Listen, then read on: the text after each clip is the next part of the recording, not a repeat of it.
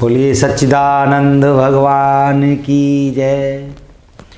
आज मैं कुंभ मेला 2021 के संदर्भ में मैं तपोनिधि आनंद अखाड़े का पीठाधीश्वर आचार्य महामंडलेश्वर स्वामी बालकानंद गिरी आपको ये अवगत कराना चाहता हूँ कि कुंभ मेला हमारे सनातन धर्म की आस्था का केंद्र है। कुंभ मेला है क्या? सबसे पहले आप लोगों को ये समझना है, कुंभ मेला जब बृहस्पति और सूर्य और चंद्रमा एकत्रित होते हैं तब एक ऐसा संयोग बनता है जब अमृत वर्षा होती है। उस अमृत वर्षा में स्नान जो सन्यासी, नागा सन्यासी और अन्य समस्त सृष्टि से जो साधु आते हैं, दिव्य आत्माएं आती हैं, वो उस अमृत वर्षा में स्नान करते हैं। तो कुंभ मेला को लेकर के लोगों में जो भ्रांति फैलाई जा रही है कि कुंभ मेला से कोरोना फैला है, ये उनकी मानसिक संकीर्णता का हम लोगों को ऐसा संदेश लगता है कि वो कुंभ मेला को बदनाम करना चाहते हैं। समझ लें आप बहुत ध्यानपूर्वक, भारत के माननीय यशस्वी प्रधानमंत्री नरेंद्र भाई मोदी जी ने आह्वान किया कि कुंभ मेला को देखते हुए, कोरोना काल को देखते हुए, उनके आह्वान पर सर्वप्रथम पंचायती अखाड़ा श्री निरंजनी और तपोनिधि आनंद अखाड़ा के दोनों आचार्य, पंचायती अखाड़ा श्री निरंजनी के निरंजन पीठाधीश्वर आचार्य महामंडलेश्वर स्वामी कैलासानंद गिरी जी महाराज, तपोनिधि आनंद अखाड़े के आचार्य महामंडलेश्वर स्वामी बालकानंद गिरी जी महाराज, निरंजनी अखाड़े के सचिव रविंद्रपुरी जी महाराज जो मनसा देवी ट्रस्ट के अध्यक्ष भी हैं, तपोनिधि आनंद अखाड़े के सचिव शंकरानंद सरस्वती जी महाराज ने संयुक्त रूप से ये निर्णय लिया कि 15 अप्रैल को हम कुंभ मेला में अपनी छावनियों को स्थगित करते हैं और नागा सन्यासियों को अपने अपने अखाड़े में स्थापित करते हैं। तो हम लोगों ने ये निर्णय इसलिए लिया कि कोरोना वायरस कुंभ मेला प्रारंभ होने से पहले ही कई प्रांतों में बहुत तेज़ी से फैला हुआ था। जिस समय कुंभ मेला प्रारंभ हुआ था उस समय कोरोना का उत्तराखंड में कोई नामो निशान भी नहीं था। बहुत सूक्ष्म रूप में कहीं कहीं कोई एक आध दो पेशेंट कोरोना के होंगे, परंतु जब कुंभ मेला प्रारंभ हुआ तो हम लोगों का पहला शाही स्नान 11 मार्च को हुआ। सैकड़ों वर्षों की परंपरा है, आदि अनादि परंपरा को आप देखते हुए आ रहे हैं। सनातन धर्म में कुंभ मेला को विशेष महत्व दिया गया है। सनातन धर्म की आस्था का केंद्र है कुंभ मेला। जब कुंभ मेला लगता है तो लाखों और करोड़ों की संख्या में लोग देश विदेश से नागा सन्यासियों के साथ शाही स्नान करने के लिए उपस्थित होते हैं। परंतु 11 मार्च को हम लोगों ने देखा, देख करके नेत्रों पर विश्वास नहीं हुआ। इतनी कम संख्या में भक्त लोग आए, जो ऐसा प्रतीत ही नहीं होता था कि ये कुंभ मेला का शाही स्नान है। शाही स्नान का मैं साक्षी हूँ, तीनों शाही स्नान का मैं साक्षी हूँ। मैंने शाही स्नान अपने पंचायती अखाड़ा श्री निरंजनी और तपोनिधि आनंद अखाड़े के साथ अपने नागा सन्यासियों के साथ किए हैं, परंतु जनता जितनी होनी चाहिए, भक्त जितने होने चाहिए, उतनी उपस्थिति उसमें नहीं थी।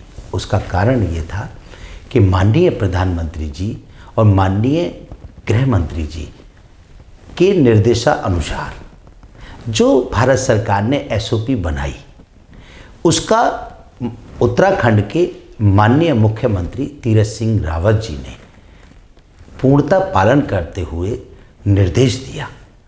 उस निर्देश का पालन उत्तराखंड के डीजीपी अशोक कुमार जी, कुंभ मेला के आईजी संजय गुंजाल जी, कुंभ मेला अधिकारी दीपक सिंह रावत जी और उनकी समस्त team, Kumbh Mela CO, Kumbh Mela SSP, Kumbh Mela में समस्त अधिकारी गण, उन्होंने रात दिन परिश्रम करके उस एसओपी का पालन किया और उन्हीं लोगों को हरिद्वार के अंदर आने दिया जिनके पास कोविड की नेगेटिव रिपोर्ट थी।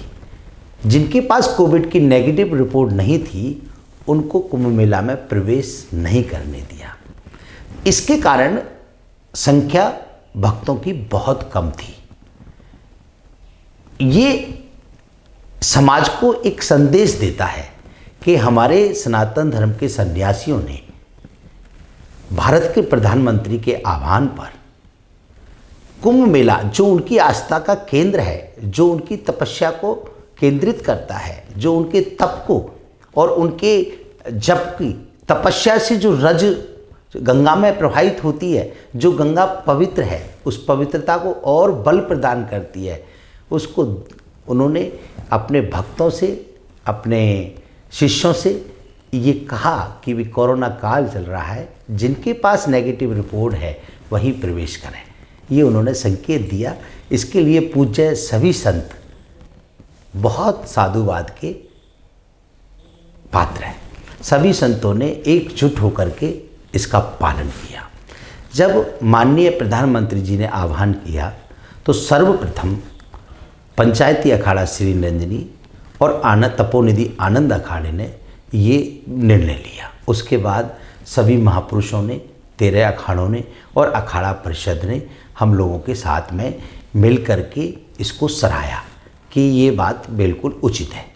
और इसको पालन करते हुए कुंभ मेला का जो दूसरा स्नान हुआ 12 अप्रैल को, उस स्नान में देखने को ये मिला कि जनता थी ही नहीं। इतनी जनता तो हमेशा पूर्णमासी और अमावस्या के स्नान पे उससे ज़्यादा आ जाती है। जो सोमवती अमावस्या का स्नान था 12 अप्रैल का, वो ऐसा प्रतीत नहीं हो रहा था कि ये शाही स्नान है, क्योंकि सभी महापुरुषों ने अपने शिष्यों को कहा कोरोना काल है, अगर आपके पास कोविड की नेगेटिव रिपोर्ट है तो आप आएँ, अन्यथा ना आएँ। वहीं बैठ करके मानसिक स्नान करें और ये मन में संकल्प कर लें कि हम अपने गुरुदेव के साथ स्नान कर रहे हैं, तो आपको वहीं गंगा जल की पवित्रता महसूस होगी। क्योंकि हमारे शास्त्रों में, हमारे वेदों में, हमारे महापुरुषों ने कहा है कि मन चंगा तो कठौती में गंगा। तो इस बात को सब भक्तों ने भी धारण किया, इस बात को सब भक्तों ने माना भी, और उसका रिजल्ट ये रहा कि उसका परिणाम हमको देखने को ये मिला कि उस समय जनता नहीं थी। दूसरा स्नान ये संपन्न हुआ। तीसरा स्नान 14 अप्रैल को हुआ। उस स्नान में तो जनता देखने को नहीं मिली, क्योंकि माननीय मुख्यमंत्री तीरथ सिंह रावत जी के आज्ञानुसार, निर्देशानुसार डीजीपी अशोक कुमार जी ने, आईजी संजय गुंजाल जी ने, मेला अधिकारी रावत जी ने, दीपक रावत जी ने और समस्त उनकी टीम ने संकल्पित होकर के बॉर्डर पे जो कोरोना पॉजिटिव रिपोर्ट, जिनके पास नेगेटिव रिपोर्ट नहीं थी, जो कोरोना की रिपोर्ट लेके नहीं आए, उनको हरिद्वार में प्रवेश ही नहीं करने दिया। तो जनता देखने को ही नहीं मिली। जब जनता देखने को नहीं मिली तो जो लोग ये कह रहे हैं कि कोरोना से कुंभ से कोरोना स्प्रेड हुआ है, ये उनकी भूल है, ये उनके मन की संकीर्णता है। उस संकीर्णता से बाहर निकल करके वो अपने हृदय में परमात्मा का ध्यान करके ये अनुसरण करें कि कुंभ मेला अमृत की वर्षा का केंद्र है। कुंभ मेला में स्नान करने से तो व्यक्ति रोग मुक्त होता है। कुंभ मेला में स्नान करने से तो व्यक्ति विकार मुक्त होता है। कुंभ मेला में आने से कोई व्यक्ति रोग युक्त नहीं हो सकता। ये उनकी भूल है। ये सनातन धर्म पे एक तरीके का कुठाराघात है जो बर्दाश्त नहीं किया जा सकता। इस समय इस बात को सुनकर के, जो उनकी संकीर्णता की सोच को देख करके और सुन करके संतों में बहुत भारी रोष है। संत हमारे जो नागा सन्यासी हमेशा धर्म की रक्षा के लिए तत्पर रहते हैं, जो हिमालयों में जाकर के तप और साधना और जप, इतना कठोर जप, इतना कठोर तप करते हैं, उस तपस्या को देखने पूरे विश्व से जनता आती है, उनका आशीर्वाद प्राप्त करती है। उनका आशीर्वाद प्राप्त करके जनता का मनोबल बढ़ता है, जनता का मानसिक प्रभाव बढ़ता है, जनता के मन के अंदर से विकार मुक्ति होती है। तो कुंभ मेला विकार मुक्ति का एक साधन है, कुंभ मेला रोग मुक्ति का एक साधन है, क्योंकि वहाँ अमृत वर्षा होती है। कुंभ मेला कोई रोग देने वाला नहीं है। इसलिए जो अन्य प्रांतों में कोरोना फैला हुआ था, उसको उत्तराखंड कुंभ मेला 2021 से ना जोड़ा जाए। उस समय उत्तराखंड में कोरोना का कोई नामो निशान नहीं था, और कोरोना के मात्र कुछ व्यक्ति होंगे, मगर ऐसा प्रतीत ही नहीं होता था कि कोरोना काल का कोई पेशेंट यहाँ है। हमारे तीनों स्नान बहुत पूर्णतः सही हुए।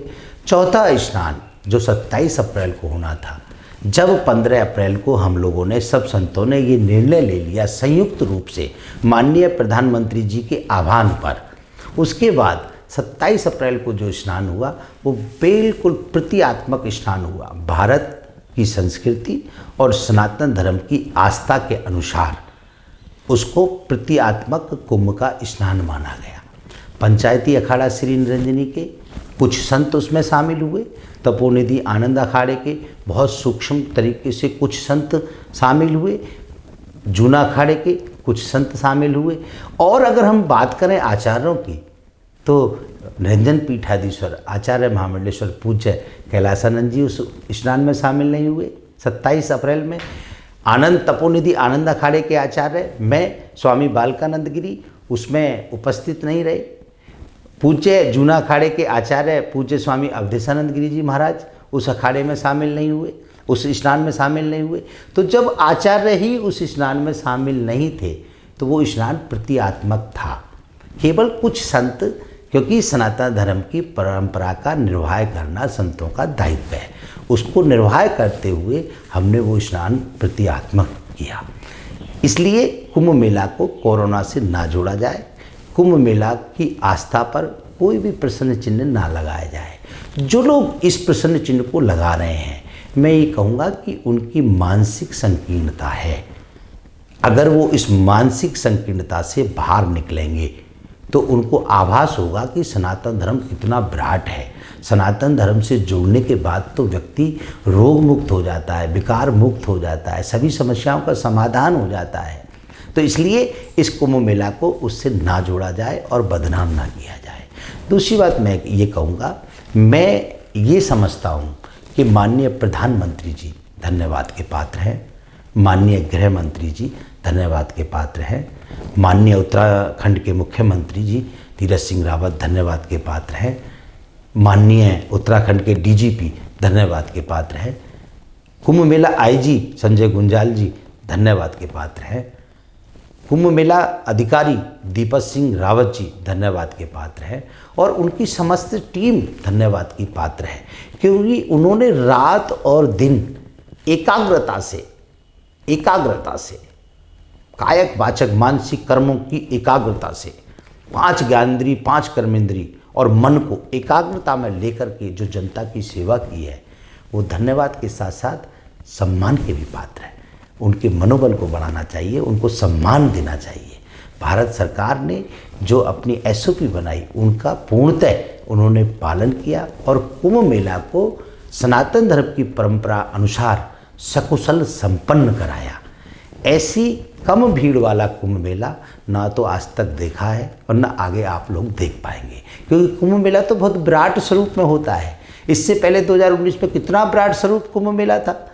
ये विराट स्वरूप कोरोना काल में नहीं हुआ। इसका कारण यही है कि हम सब संतों ने मिलकर के, भारत के प्रधानमंत्री जी ने मिलकर के, उत्तराखंड के मुख्यमंत्री जी ने मिलकर के ये निर्णय लिया कि इस कुंभ को प्रतीकात्मक स्वरूप में हम मनाएंगे। तो ये कुंभ मेला हमारी आस्था का केंद्र है। हमारे मन में इस कुंभ मेला को लेकर बहुत सम्मान है, बहुत विशेष महत्व है इस कुंभ मेला का। तो इस कुंभ मेला को बदनाम करने की कोशिश ना की जाए। और मैं पुनः उन लोगों से आग्रह करूंगा कि वो इस कुंभ मेला को लेकर के कोई टिप्पणी ना करें, क्योंकि उनकी टिप्पणी करने से संतों में बहुत रोष उत्पन्न होता है, नागा सन्यासियों में बहुत रोष उत्पन्न होता है। और हमेशा से परंपरा अनुसार नागा सन्यासी धर्म की रक्षा के लिए तत्पर रहते हैं। तो उनसे विनम्रता पूर्वक आग्रह कि वो कुंभ मेला को बदनाम करने की सोच को बदलते हुए कुंभ मेला के प्रति, सनातन धर्म के प्रति समर्पित भाव को उत्पन्न करें। ये मेरा उनसे विशेष आग्रह है। ओम शांति शांति।